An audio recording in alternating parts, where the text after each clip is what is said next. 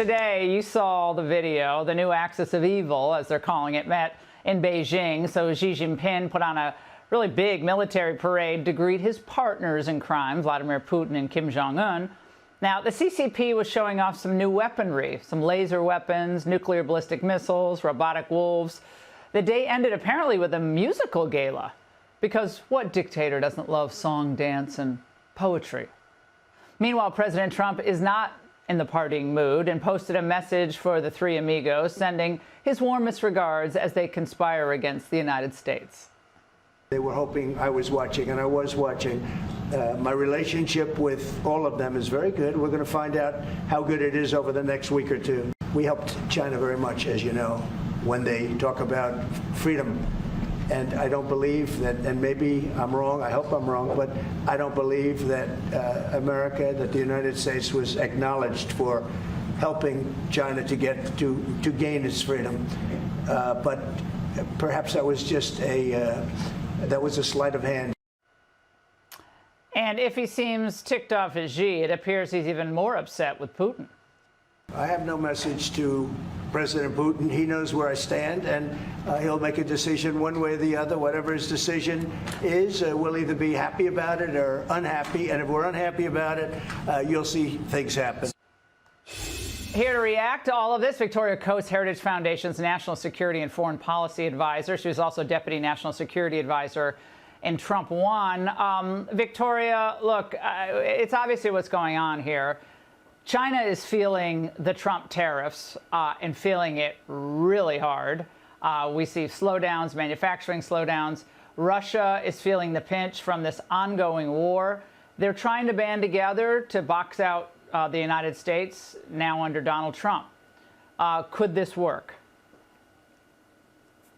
Well, Laura, good to be with you. I was doing some math earlier, which isn't the easiest thing for me, but I was trying to total up the GDPs that were represented in Beijing today, which was Kazakhstan, it was Russia, it was Belarus, it was North Korea, it was China, and they came in, if I gave them the benefit of the doubt, at about 22 trillion, 19 of which is China.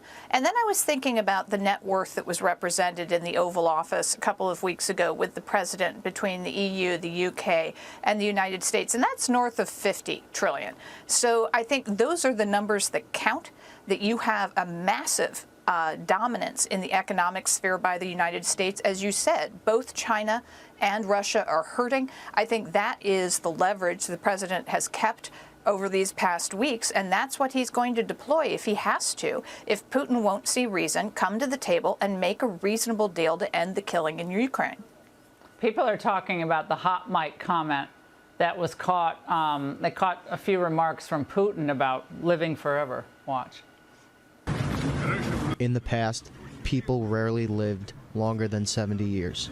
But today, they say that at 70, you are still a child. Human organs can be continuously transplanted. The longer you live, the younger you become, and can even achieve immortality. Well, first of all, Putin headed up the KGB. So anyone who thinks that that was a hot mic, I mean, I shouldn't have described it that way. He knew exactly what he was saying, and he knew it was going to be picked up on microphone. For anyone who doesn't understand how the KGB operated for decades and decades and still does, they didn't get that. But what did you make of that? That was sending a message to everyone out there, was it not? That was pretty incredible. And I think, not surprisingly, both Putin and Xi recently turned 70, so suddenly they're fixated on their mortality. And you literally have them conspiring to be dictators, not just for life, but for all eternity. And this is pretty ghoulish, Laura, to have somebody who purports to be a Orthodox Christian like Putin saying he's going to harvest organs to fool God and live forever. It's just, it gives you a little window into their world, to the way they see power and the way they treat both the Chinese people and the Russian people, literally as something to be farmed for their own immortality. Well, China's long suspected to be harvesting organs from prisoners. And what I think this brings up is, why be in any rush to do any deal with China? We know what China wants to do. Let them cool their jets. They want to play this game. We should play it on our side. I wouldn't do any deal with China. Figure out our own rare earths and our own magnets and let China, just cool it. Victoria, thank you so much. Senior White House correspondent Peter Doocy starts us off with that, live from the North Lawn. Good evening, Peter.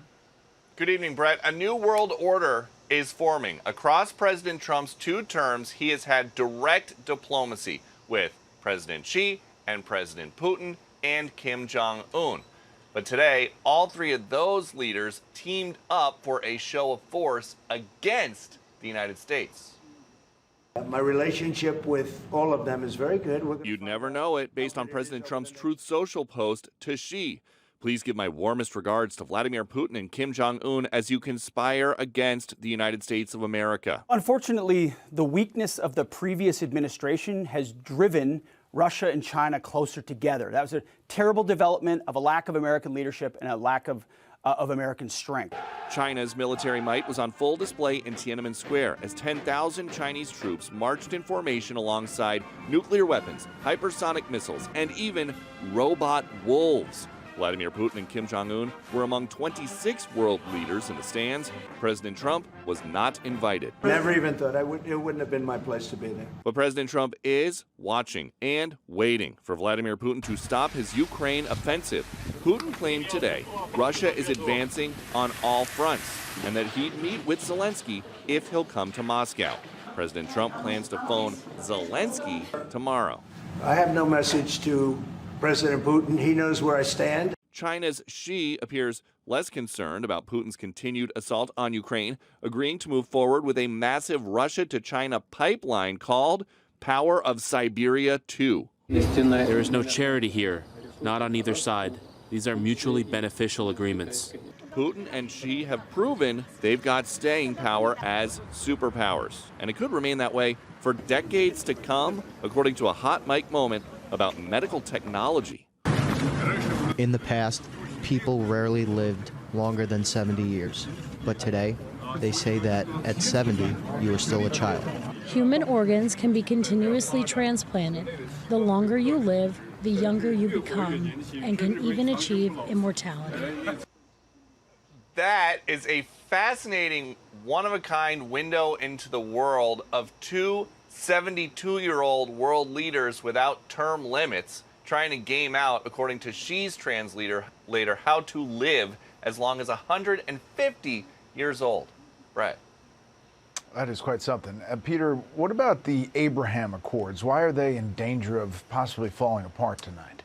If Israel decides in coming weeks and months to annex parts of the West Bank, then the UAE is telling White House officials that the Abraham Accords could fall apart, according to a report that is just crossing in Axios. It sounds like UAE diplomats are trying to talk President Trump into talking Netanyahu out of the idea of annexing any of the West Bank. And if he can do that, then the thought is that President Trump may be able to accomplish his goal of expanding the Abraham Accords. Brett. All right, Peter Ducey live on the North Lawn. Peter, thank you. So President Trump will host Poland's new president at the White House today. It comes as Chinese President Xi hosts Vladimir Putin and Kim Jong-un this morning for a massive military parade in Beijing. Senior White House correspondent Jackie Heinrich is live at the White House with more. Jackie. Good morning to you guys. Later on this morning, President Trump will host the newly sworn-in Polish president to talk about Polish security concerns. They are, of course, positioned on NATO's eastern flank as the war rages on in Ukraine. President Trump said yesterday he's very disappointed in Vladimir Putin for stalling these peace talks, and he said that we'll be doing something to help people live. But his ire was also directed at China yesterday as President Xi held this massive military parade commemorating the end of World War II, showcasing cutting-edge weapons like hypersonic missiles, underwater drones, and a weaponized robot wolf. In attendance, both Putin and North Korea's Kim Jong-un. Trump posted on Truth Social, "Please give my warmest regards to Vladimir Putin and Kim Jong-un as you conspire against the United States of America." A little firmer than this message from earlier in the day. China needs us, and I have a very good relationship with President Xi, as you know, but China needs us much more than we need them. And I had actually a very good meeting with President Putin a couple of weeks ago. We'll see if anything comes out of it. If it doesn't, we'll take a different stance. Meantime, Senate Majority Leader Chuck Schumer tried to direct blame at President Trump for Xi, Putin, and Kim Jong-un showing a united front in defiance of the West. America is more isolated, less respected, wields less influence over the world affairs because of President Trump. When Donald Trump is not running America's economy to the ground, he's been busy incinerating America's reputation on the world stage. I should correct myself, Senate Minority Leader Chuck Schumer, excuse me. President Trump was asked if he had spoken with Putin in the last week in that Oval Office meeting with reporters. He declined to say whether he had, but he said in the next few days we should all be learning more. He also warned that there will be consequences if Putin does not meet with Zelensky. So far, that second meeting has not come together, guys. Yeah, not close. Thanks so much, Jackie. Thanks, Jackie. Love that Chuck Schumer has to read that. Someone wrote that for him. Yeah, he's always glued to his paper. notes. But I mean, look, they were trying to send a message with that meeting. If you look at all those people, they're the reason why so many Ukrainians are dying. Look, for example, India, who was there 2 days ago. If it wasn't for them buying oil at 30% of the market price, there wouldn't be anything to fuel the Russian war machine. If it wasn't for China sending all the electronics and dual-use material over to them, they wouldn't be able to fight. If it wasn't for the North Koreans sending literally their soldiers to fight as well as work in their factories, they would still have Ukraine in Kursk. So, and they are providing raw artillery to the Russians who were running out. So that axis of evil is functioning as a wheel. But the axis is run out of money, and the people are getting very frustrated. Their economies are tanking, and the president held on more tariffs on China when he put tariffs on India because they're doing business with the Russians. It could come very soon. I think the president's view has always been, look, I want peace, and I don't want to escalate things, but the moment I figure out that peace cannot be solved here, then the sanctions, the military equipment is going to be rolled in. Just for context, the president said the People's Republic of China should officially acknowledge the assistance of the United States during World War II and mentioned the massive amount of support and blood that the U.S. has given China for its quest for victory. In 2014, the Chinese government declared September 3rd, which was, when this was happening, Victory Day, because Japan surrendered on September 2nd in 1945. So America backed China, assisted them. People paid the ultimate price. And the president is saying, this is how you thank us. You had an interview with Van Kipp from South Carolina, and he said, maybe we should have our own celebration next year. And he said this president has inherited a mess, and he's doing the right things to rebuild our military. And he was the former Deputy Assistant Secretary of the U.S. Army and former General Counsel to the Navy. I think we have a soundbite from Brian's interview with him. They spend $5 billion on this parade, and their economy is in shambles. Their population is declining. This is what I call communist Chinese fake news and fake history. They downplayed the U.S. involvement in what we did to win World War II. They're playing up the Soviet Union. Brian, the fact is that the Soviet Union in the spring of 1941 entered into a neutrality treaty with Japan because they didn't want to have to fight Japan and Germany at the same time. I'd like to see the United States counter this communist Chinese fake history, and I'd like to see us next year have our own celebration of the end of World War II. This president, I think, is doing the right things to rebuild the American military so that we can deal with the China threat and other nefarious characters throughout the world. China said a main message was China is strong, fears no one, and is ready to take a leading role in the world. The Chinese people are not afraid of violence and are self-reliant and strong. I think the answer would be we're going to give South Korea, allow them to bulk up their military, via Vietnam as well. Make sure the Philippines has never been more ready. They could purchase these weapons. These are decent economies. And then we've realized that there's going to be an answer for every buildup that China does. And North Korea is now in that evil family instead of the Hermit Kingdom. What about Taiwan? Taiwan has got we have to deliver the weapons to Taiwan that they ordered 5 years ago. We still have not done it, but that's going to be key. You got to make that a porcupine or the invasion will be inevitable. President Xi Jinping is expected to host Vladimir Putin and North Korean leader Kim Jong-un at a gala later this morning after the three attended China's military parade. Putin and Kim also held their own bilateral meeting where Putin reportedly invited the North Korean leader to Russia. Here to break all of this down is national security and military analyst Dr. Rebecca Grant. Dr. Grant, good morning to you. This is the first time these three leaders have ever been at an event together.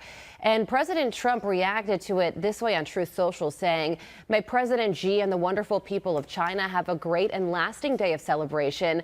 Please give my warmest regards to Vladimir Putin and Kim Jong-un as you conspire against the United States of America." So what does this gathering mean for us here at home and the Western world overall? I love that message. He says, "I'm watching you." And we have not seen the leaders of these three countries together in 66 years. So with Xi there in the middle with Putin and Kim Jong-un, Xi is towering over them. It really sends a message that China is trying to assume the mantle of world leadership. But Carly, all three economies are in trouble. They have a great military display going on, but our military is more important. But it tells you that this Russia-China alliance and their friends, North Korea, Iran, are a major menace to the United States. We have got to keep our military strong and keep our technology ahead. Do you think that at the end of this meeting, these three leaders will signal closer defense relations? And if so, how should the United States respond to that? Well, this is the big problem. Especially scary is the progress that North Korea has made with its arsenal. China is accelerating its nuclear warhead production. We saw one of their biggest missiles in the parade. And of course, China is continuing to support Russia's defense industry with microelectronics, the oil purchases. They are all wrapped together. So these three are arming up to challenge the U.S. and the West, and we just have to be strong against them. Okay, so that's China. Now, on to Russia. Yesterday, the president said that there will be consequences if a meeting between Russian President Vladimir Putin and Ukrainian President Vladimir Zelensky does not happen. Dr. Grant, are there consequences strong enough to get Putin to the table to this meeting and a potential end to this war? Trump faces a big choice right now, and I think it is time to turn on those secondary sanctions on China, choking, of course, Russia's biggest oil customer. What will get Putin to the table is going to be economic pressure, and hey, don't rule out some continued conventional options for Ukraine to attack legitimate Russian military targets in Crimea and elsewhere. Also yesterday, President Trump shared a rather dramatic video of the U.S. military striking a drug smuggling boat off the coast of Venezuela. The president said all 11 members of Tren de Aragua on board were killed, as you're about to see in that moment right there. This strike and the release of this footage, I am sure, will make smugglers think twice about their line of work, and that is the point of this release.